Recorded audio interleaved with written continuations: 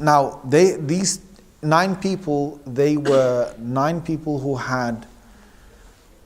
had great influence. Usually this is the case. If you look in the story of Sayyidina Nuh alayhi salam, there was Mala, Allah mentioned. In Sayyidina Hud alayhi salam, same thing. In Sayyidina Salih alayhi salam, same thing. There's a group of people who become the dons. And I've given a lot of explanation of this.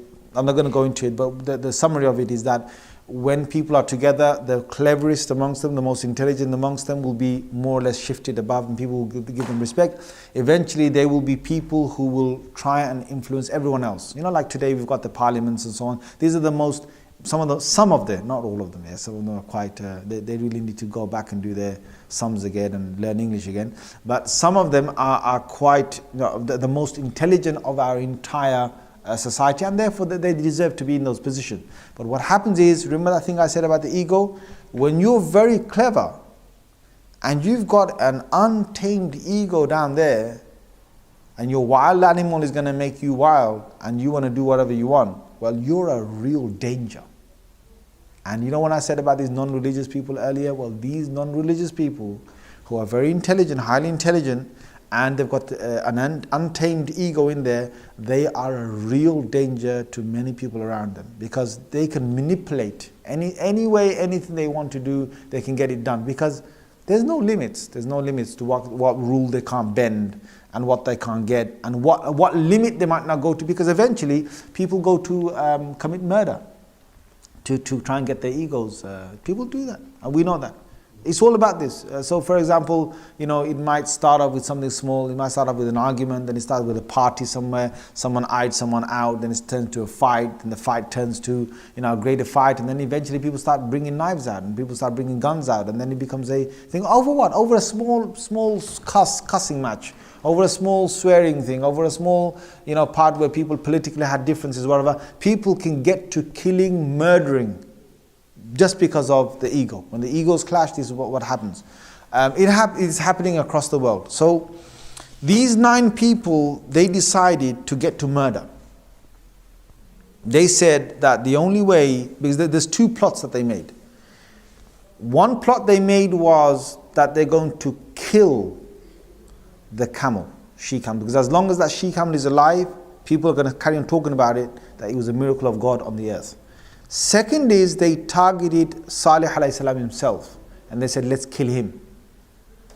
So these 9 people, now this is mentioned, as I said, Surah Naml, Surah number 27, ayah number 45 to 53, you'll find there. Allah says, وَكَانَ فِي الْمَدِينَةِ تِسْعَةُ رَهَطٍ. There were in this city 9, Allah says, rahat. Now what's rahat? Rahat is like a group, meaning that each individual had a massive following behind him. Right? Each of these individuals had a massive following behind there's following behind him. يُفْسِدُونَ فِي الْأَرْضِ وَلَا يُصْلِحُونَ. They were corrupting, causing corruption on this earth, and they were not rectifying matters. قالوا, they said, تَقَاسَمُوا بِاللَّهِ لَنُبَيِّتَنَّهُ وَأَهْلَهُ. They said, let's take an oath. Let's take an oath by God. So they believed in the gods as being small gods, and they must have believed in God, the real God, being the God. So they said, let's take an oath. لَنُبَيِّتَنَّهُ وَأَهْلَهُ. What we'll do is by night we'll go to him, to his family. ثُمَّ لَنَقُولَنَّ لِوَلِيِّهِ.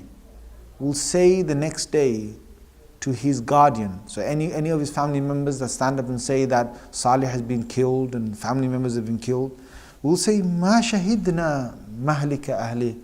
We'll say, what? Us? We didn't even see anything. What are you trying to blame us for? We didn't even witness anything about the assassination of his family members. وَإِنَّ اللَّهَ صَادِقُونَ. And we are absolutely being honest in what we say. We haven't witnessed a thing. وَمَكَرُوا مَكَرًا. They sat there in the nights making these plans, that in a particular night they're going to go and kill the entire family of Salih alayhi salam, and they're going to kill Salih alayhi salam by night. And the whole plan was that because there are 9 groups, it's like the mafia. You know when the mafia, if all the 5 families, normally they have 5 families in a mafia. If the 5 bosses all get together and they all say, well, we're going to kill this one person. If 5 of them are united, they will stick together. And the biggest thing with the mafia is that they're loyal and they will not squeal. None of them will say anything if anything goes wrong, right? And so this was like a mafia inside Salih alayhi salam's own city. 9 great, sort of bosses that were at the heads of entire groups. Those 9 all decided that if we all, because they've got a massive backing, if they say we don't know anything, nobody in the city is going to say anything. Nobody, just like the mafia, when they do something, no one's going to squeal. If the cops normally go to to the place where the murder took place, the businessmen around there, they won't say anything because they know they'll be killed, their business will be burned, they'll all be taken to the stake. There's no way they can say anything. There's too much. The power of the mafia is too much. So these 9 had that power over the city, that if you had to get anything done, you had to go to one of these barbers according to the 9, and you had to do your little salam, say, please man, here's your rishwa, here's your bribe, whatever it is, protect me or do this for me and so on. This is how the evil. This is what happens when evil gets to a height. Today we've got world governments. We've got governments, world leaders who have got, you can't call, I'm not going to say all of them, there are some of them out there, they're mafias. They're mafias with a nice building, they're mafias with all the parliamentary seats, they're mafias with the democracy, they're mafias with every good thing, smiles, political smiles, and spins and words and ways of making you feel that they're doing good for their country and all of that. But behind the scenes, we know that some of these are mafias. This is how they operate, because they've got to a certain stage that other world leaders won't say anything about them because they've got a deal going on. This is happening today in the world. If only people could open their eyes. So Allah says, وَمَكَرُوا مَكْرًا, they made a plot. وَمَكَرْنَا مَكْرًا, and I planned. They planned and I planned. وَهُمْ لَا يَشْعُرُونَ, but the thing is, they don't know about my plan. This is the best thing about it. They can plan on the earth, as many of our enemies, non-religious people, can plan. Who knows their plan? Our Mawla knows their plan. Inside out. He knew their plan before they were born. He knew their plan before their forefathers were born. This is the intricate ilm and the deep ilm of Allah Azza wa Jal. So Allah says, the beautiful thing about this is, He says, Makaru makra, they made their plan, I made my plan, and they weren't even aware of my plan. Now, again, I'm going to say this, I know I've stressed it a couple of times, but I don't care how many world governments, I don't care how many world leaders, I don't care how many Illuminatis and the Freemasons, the Big Brothers, whatever, across the world, they want to, do whatever. You must remember that Allah's plan, nobody knows. Not even I know, not even you know, not even they know, nobody knows. And that's a beautiful thing. So whoever's with Allah is going to get the best of the 2 plans, because no one's going to beat Allah when He starts planning. So then Allah says, Fandur, just see. كَيْفَ كَانَ عَاقِبَةُ مَكْرِهِمْ. Well, just see the outcome of their plan. What happened to the last part of their plan? So they're ready, they're trying to kill Salih alayhi salam, and then what they do is, there's a plot by the day, right? The first one happens is the she camel. So what happens is, there's a hype in the city, and the 9 big bosses, they're planting this throughout the people. They say, look, come on guys, who's gonna get rid of it? Who's gonna do it? Now you won't hear them saying it. They're saying it through other people and so on. So there's a big hype. There's a big hype that gonna kill it. Who's gonna be the first to try and kill that she camel? So as the she camel went to try and quench his thirst, Salih alayhi salam wasn't there. They saw the opportunity. They were around watching this big she camel. Lot of them were standing and watching. Now this is a very big lesson. There's a big analysis we have to do here, which is, a lot of them were watching. In fact, most of these people who were against Salih, they're all more or less there. And Not all of them. In fact, 99% of them did not go ahead to kill it. They say there was only 3 people who went and killed it. Only 3. In fact, they say that the first person, his name was Qadar, they say, in the history that we've got. And Qadar was the first one that went up, and he slit the camel by one of its hind legs.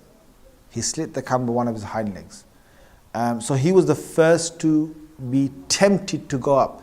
Now, this you will find in Surah Ash-Shams, which is the 91st Surah. Allah says, إِذِن بَعَثَ أَشْقَاهَا. When the hype is going on, when people get excited, say, yeah, this is it. Salih is not here. All this, for days it's been going on. We've got to get rid of this thing. And who's going to be the daring one? Who's going to be the daring one? Who's going to be the daring one? And one guy gets, yeah, whoa. Whatever they were saying at that time, you can imagine that it was a big hype there. Ba'atha means that he just got up voluntarily. He didn't have to get up and do this, but he got up voluntarily, and he was the most wretched out of them. Now, he was one of the ones that, rate me guys, watch me what I do. So he got up with his sharp knife, and he slit one of the legs of the camel, and the camel's now bleeding. Now he didn't kill it. 2 others jumped in, one with a spear or something, or an arrow and so on, and 3 of them together, they took this camel down, and they killed it. Right?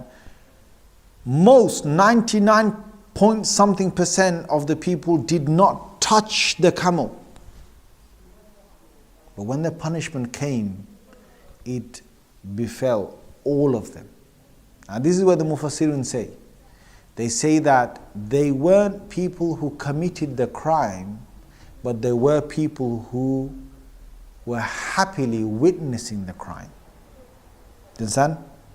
And they say under the same thing that as Muslims, when you see someone doing some evil, you're supposed to actually just get away and walk away from the evil. If you've got no way of stopping the evil, you should get up and walk away from the evil.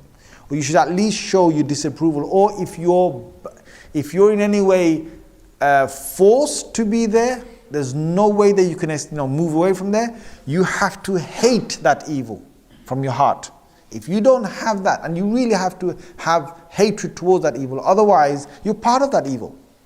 You're part of that evil. And there's 2 places in the Quran where Allah has mentioned, when the verses of Allah are being mocked, يُسْتَهْزَأُ بِهَا.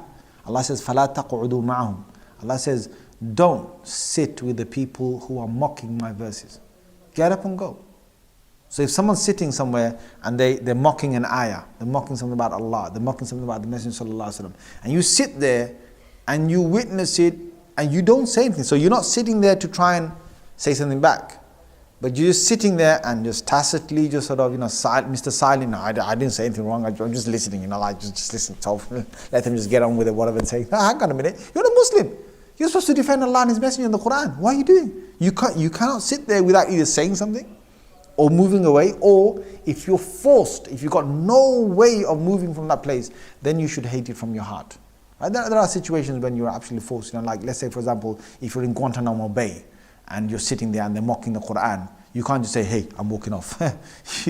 They'll probably hang you from your torsos tomorrow, if you do that. So there are situations where you could be really, cornered. But if you're not cornered, that point, Allah says, فَلَا تَقْعُدُوا مَعْهُمْ حَتَّى يَخُوضُوا فِي حَدِيثٍ غَيْرِ. Don't sit with them until they change the subject. When they change their subject, then you can go back and sit with them if you want. But at that moment, don't even sit with them. What this tells us is that those, like for example, this happens, I'll be honest with you, sometimes somebody does ghibah, somebody backbites, somebody lies, somebody's picking on someone, someone's being cruel to someone, someone's being unnecessarily wrongful to somebody else. In some way, it happens in a family setting, it happens in a social setting. Most of our settings are that, family or a social setting. What you and me have to do is we must stand up for the one who's been, the injustice is committed against him, the victim of injustice. We should stand up for him. At least you should say, let's not indulge in this. At least you say, guys, this is ghibah. When I first heard about ghibah, this is like 20 something years back. I was studying at the time. There was someone who said this, that you should make that a stance. Now it's not easy, you know, like you've got your friends and everyone's having a laugh and someone's taking a mick out of someone, and for you to just suddenly say, hey guys, you know, this is ghibah. Ghibah! You know, they're probably going to laugh at you because you're trying to be Mr. Sufi, you're trying to be Mr. Spiritual, you're trying to be Mr. You know, angelic. You know, what's he talking about, ghibah? But don't stand for it. Just do it. Now, what will happen is what you see, because I started that in my gatherings. Even from that time, I didn't want to have ghibah, because ghibah is a serious crime. You know, you will eat a dead person in the next world. If you will eat dead, rotten flesh, meat. That's absolutely rotten and decomposed. You will eat that in the next world if you commit ghibah. So I would actually say that, guys, this is ghibah. Now the first few times I said it, you know, I'm a 14-year-old, I'm a 15-year-old or something. The first few times I said it, you know, you get a little jeering thing, you know, what's he talking about? But after a while, when you start walking off, and when you start making a clear thing that, look, you the guys talk about something good, or I'm walking off, they get the message. They know that when so-and-so is around, we better not talk about this. And they know that if they carry on, you'll just walk off. Just do it. Just walk off, change the subject, do it, put your stance there. After a while, they get used to you. Doesn't matter what they say to you, don't be part of the crime by just tacitly, silently listening to that, witnessing to that, and therefore on the Day of Judgment, you're part of it. Therefore, when Allah sends the punishment, you're part of it, even in this dunya. And there are lies being committed out there, especially on the internet. If you're part of a forum, if you're part of a messaging thing, whatever, I don't know, whatever message it is, Facebook, Twitter, whatever is going on, and people are messaging and they're saying the wrong thing, stand up for it, or simply just walk away from that and say, look, I'm not part of this. Or make your stance. Because today, I think it's a very sad reality. There are going to be hundreds and thousands and millions of people who will simply get caught on the Day of Judgment because they just forwarded, or they witnessed, or they were part of messages that belittled others, that were cruel to others, that were ghibah to others. There's plenty of it on the internet. Because you know what happens is, for you to face to tell someone in their face, you're a X, Y, and Z, is difficult. It's difficult, right? You have to have guts, man. Not only that, you have to have a lot of courage, and you have to go there and you have to take whatever the person's going to say. He knows your face now. He knows what you look like. You just said it in front of his face. You think he's just going to let you off loose, right? He might get 10 others to say things about you. But for you to hide behind a computer screen, for you to hide behind a phone and send a message when your real name is, let's say, Ibrahim something, and you put on there Mats 125. That's what your alias name is. No one knows who's Mats 125. They don't know he's an Ibrahim somewhere or something. They don't know who in the world you are. So you've hid your identity, you've hid your face, no one's going to ever find out about you. You're behind a computer screen and you start writing swears or curses or things, or you start becoming part of people who do that to others. Well, you know, there's a big accountability to go for the Day of Judgment. So Allah Azza wa Jal says this. Now I'm going to spend about another 10 minutes and I'll finish this off inshallah. So Allah Azza wa Jal says that the 9 wanted to kill Salih alayhi salam, but the others had, in the daytime, they had killed the camel. When they killed the camel, and Salih alayhi salam came, he straight away said to them, he said, you have got 3 days. This is in Surah Al-Hud, ayah 61 to 68, you will find it there. He said, Allah says, فَعَقَرُوهَا, they murdered the camel. فَقَالَ, he said to them, تَمَتَّعُوا, he said, enjoy 3 more days in your dwellings. 3 more days in your dwellings, enjoy that. ذَلِكَ وَعْدٌ غَيْرُ مَكْذُوبٍ, this is a promise from God that is not going to be found as a lie. That's not going to miss it. Now, he was serious. Obviously, they've been laughing at him, mocking him for all this while. They're not going to go away from here.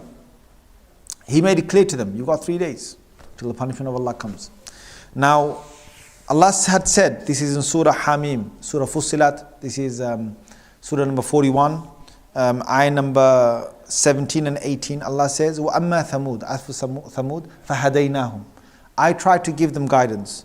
فَاسْتَحَبُّ الْعَمَى عَلَى الْهُدَى, they preferred misguidance, blindness over guidance. فَأَخَذَتْهُمْ صَاعِقَةُ الْعَذَابِ. So then the punishment sort of took over them. Now, this is a very important part because it says, Allah says, فَهَدَيْنَاهُمْ. I guided them. Allah says, I guided them. Meaning that He guided them to the truth. He showed them a miracle. He showed them the clear miracle. He knew, Azza wa Jal, knew and revealed to us. These people knew the truth. They were absolutely convinced of the truth, but they still wanted to go for blindness over the guidance that Allah gave. Now this is the same case as people who do receive punishment from God, because Allah punishes those who deserve in a punishment.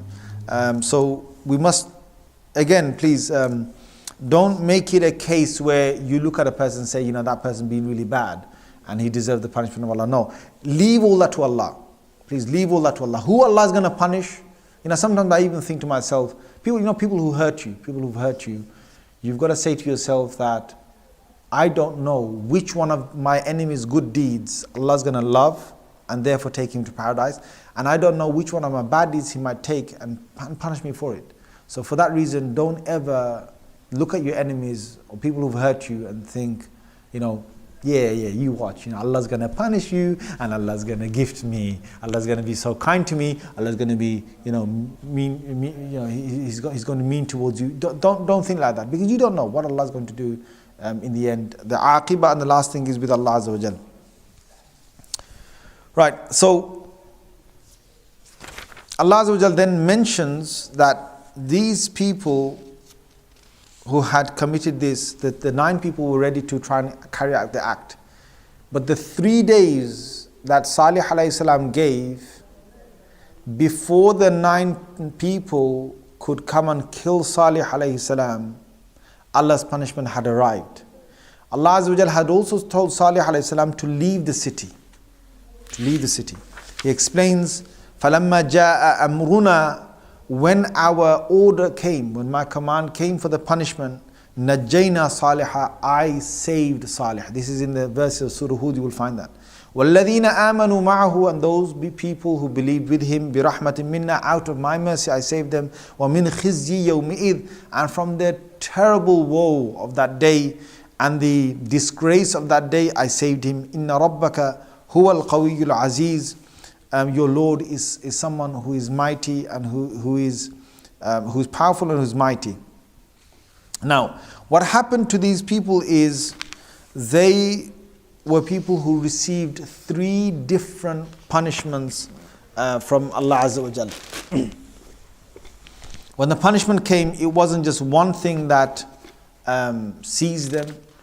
It was 3 particular things that seized them. So Allah says, in the Quran, He says, Sa'iqah, thunderbolts.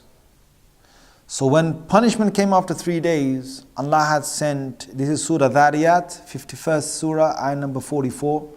Allah says, فَأَخَذَتْهُمُ الصَّاعِقَةُ.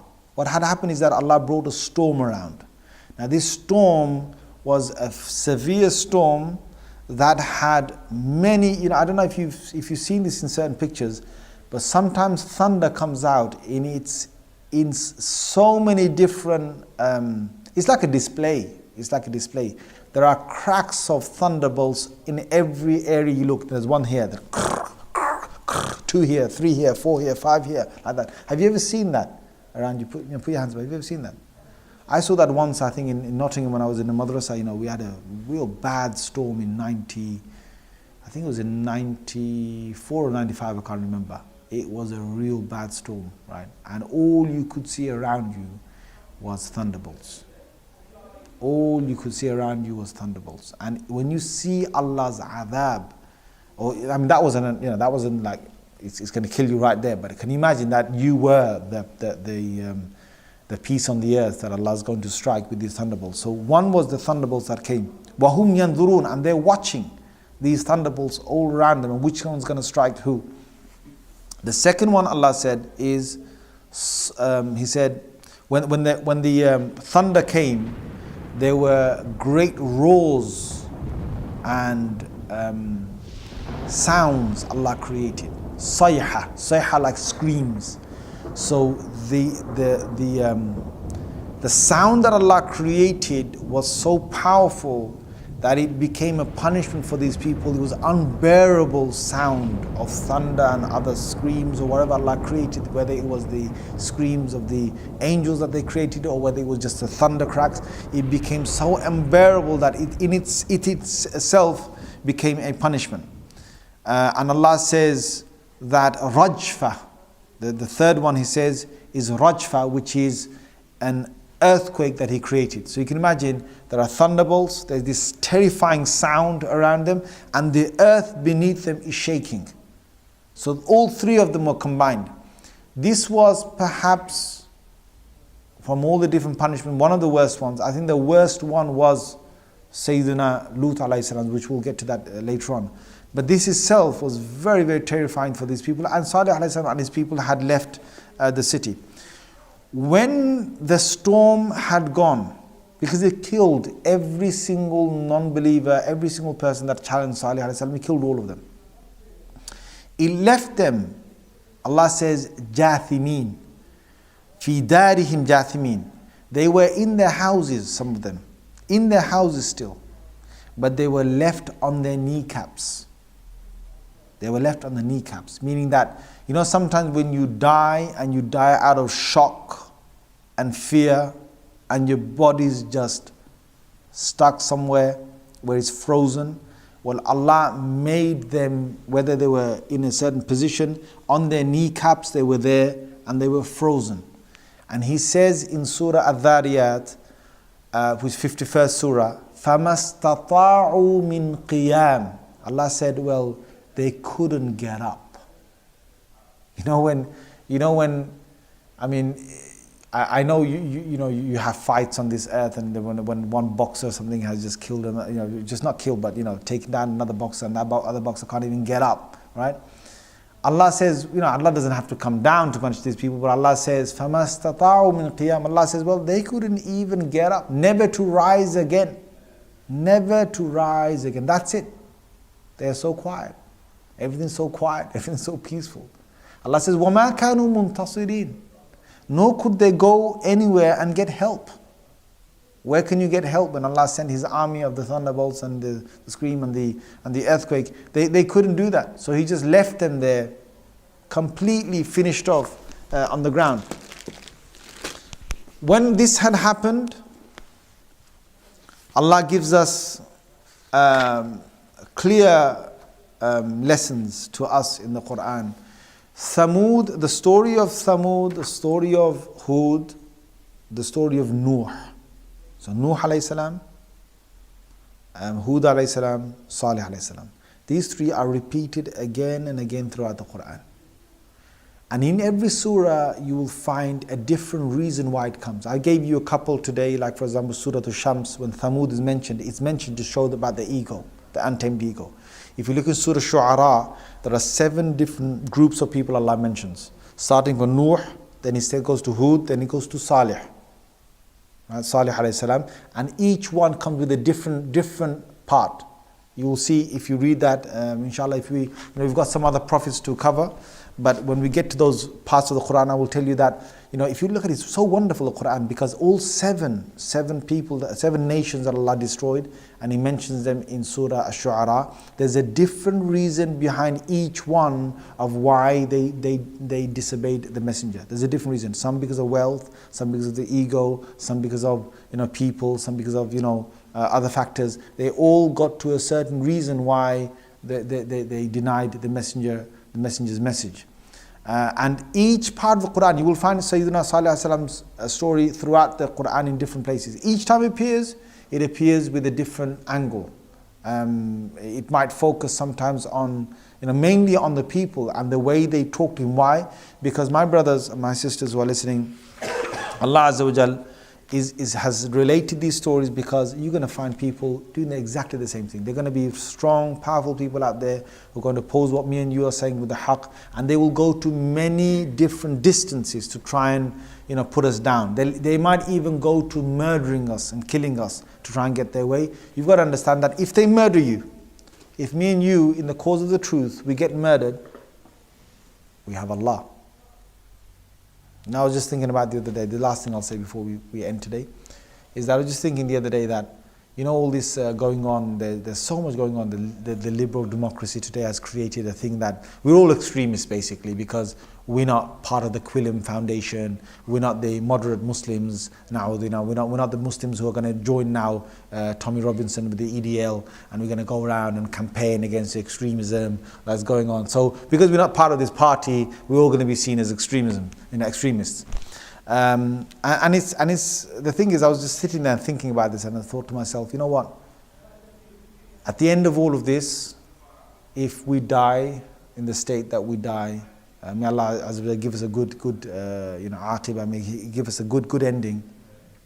I mean, at the end of it doesn't matter what they do to us. I'm choosing Allah. I'm choosing Allah's Messenger, and I'm choosing the Quran. I'm choosing the Sunnah. And the thing is, you can do what you want, because in the end of the day, if you go to appease the people, if you go and try and dilute it a little, try and make it, yeah, so what, bruv, you can don't have to do it, you don't have to be that strict in Islam, and you try and pollute it and dilute it. If you lose Allah in the midst of all of that, you lost everything. You lost them, because they're never going to accept you until you become one of them and you follow exactly what they want you to do. حَتَّى تَتَّبِعْ مِلَّتَهُمْ, as Allah said. May Allah Azza wa Jal protect us. May Allah Azza wa Jal give us strength in our iman and in the way that we give da'wah. May Allah Azza wa Jal make us benefit from all these lessons. Inshallah, in the next episode, we're going to go to the next messenger. It will be Ibrahim alayhi salatu salam. So we'll start that. It's going to be a long one, but inshallah, we're going to take our time in analyzing these part by part. Inshallah. Jazakumullah khair wa akhu da'wana alhamdulillah.